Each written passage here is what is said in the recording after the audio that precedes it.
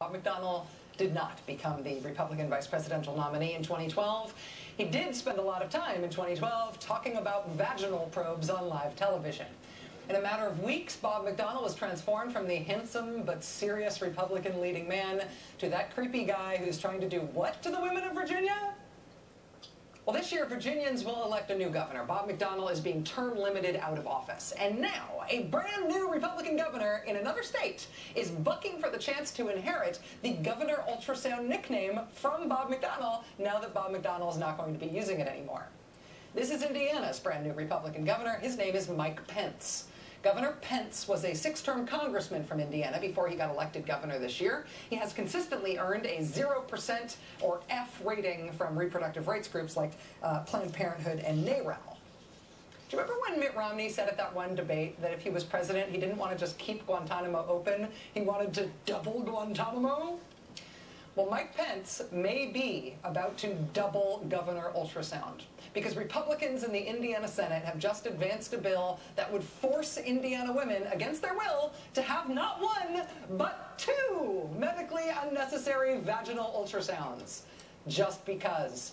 The bill is part of an overall trap law that tries to use targeted regulations that some clinics will not be able to comply with so that those clinics will not be able to provide abortions anymore.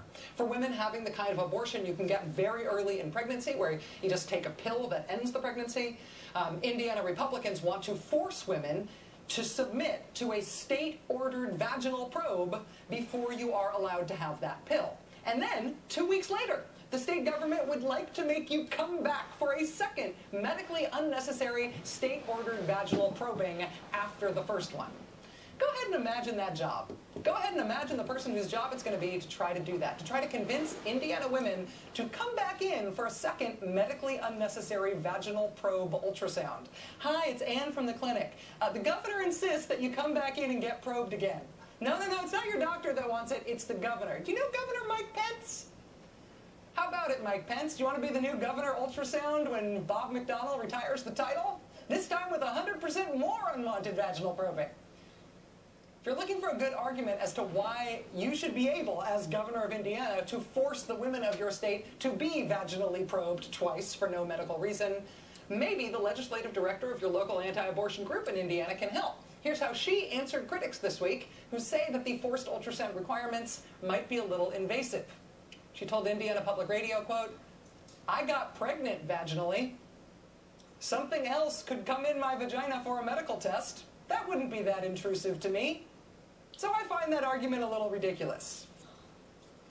So there's the argument for it in Indiana. If you've ever had anything in there, you can't really object to the governor putting something in there too. Twice, against your will. We contacted Governor Mike Pence's office today. It's Pence, P-E-N-C-E. We contacted Governor Pence's office today to ask whether he supports the double vaginal probe bill that just passed a Senate committee this week with all Republican votes. We have not heard back from his office yet, but oh boy, would we let you know if we do.